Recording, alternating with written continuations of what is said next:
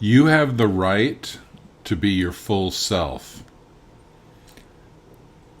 In fact, maybe that's your only responsibility as well, but you certainly have the right. This is inspired from a reading I had from great psychic Steve McDonald in Kansas City. And he was saying this to me, which I thought was interesting. One of those obvious things that you never think of that's brilliant.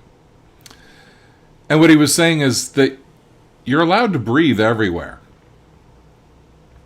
Wherever you go, you're allowed to breathe, right? You go to somebody's house, it's like, don't breathe in here, right? That doesn't happen. No matter where you are, you get to breathe. And similarly, no matter where you are, no matter who you are, you have the right to be your full self. Now, you might notice, even at that thought, there might be some sense of shame. There might be some sense of guilt. Some sense that you're not really supposed to be this thing that you are. That something went wrong. There's a mistake. You're not good enough. You're not worthy. You're too weird. It doesn't matter. Let's say you are too weird. Too weird for what? Maybe too weird for the social group that you're in. Maybe too weird for your family.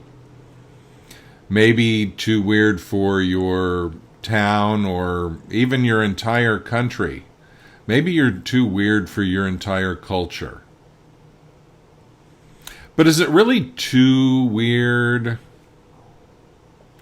Or is it actually potentially a gift to them?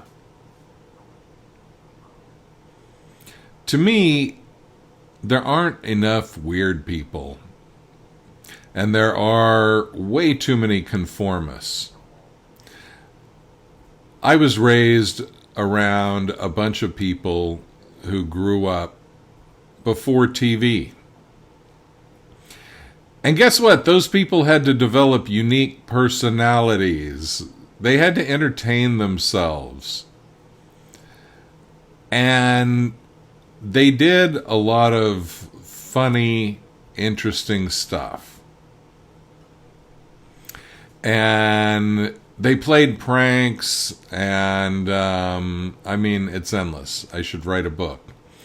But the thing is, this group of friends, and I'm talking about a mixed group of straight and gay people that were born in the 1920s. These people were smoking pot in the 1940s.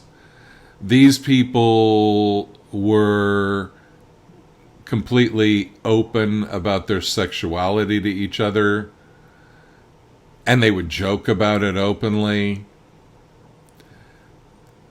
And they would just pull pranks everywhere they went. And it was hilarious.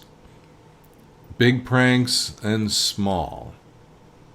And the thing is, there was an enjoyment of human weirdness. There was a celebration of it. And they expected life to be fun. And they made it fun.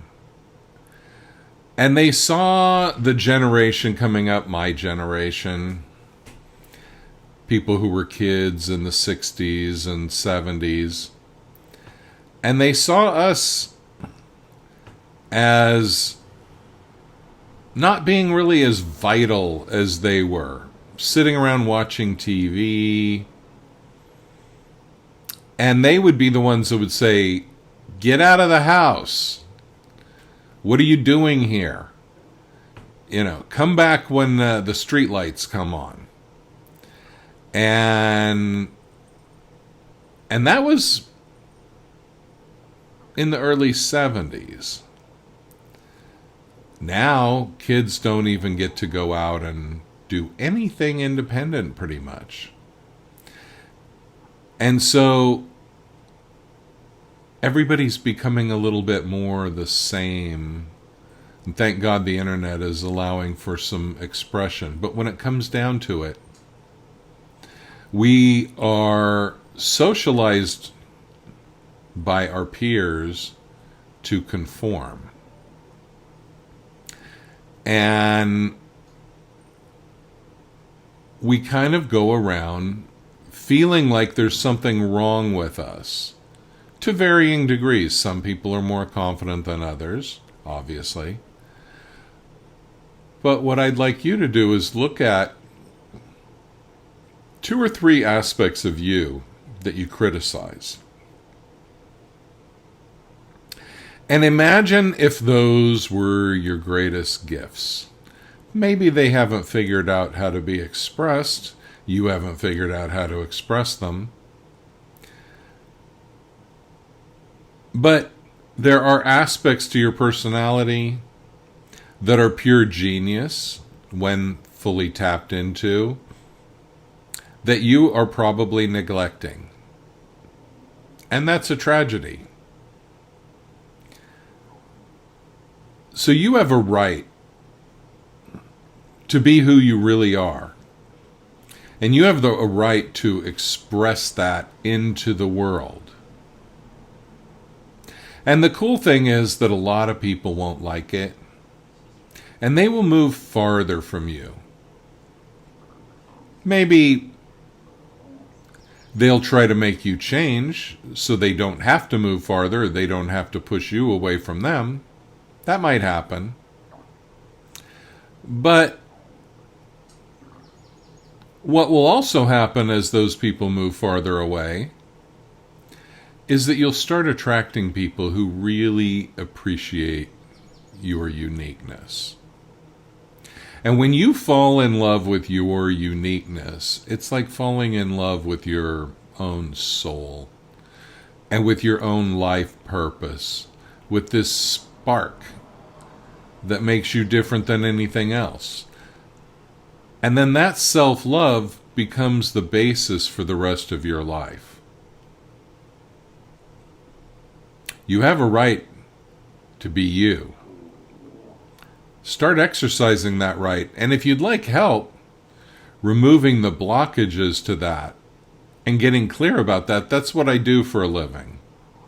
I help people with these things through things like energy healing, intuitive consulting, past life regression, hypnotherapy, and help you kind of install that program and run it as the cornerstone of your life.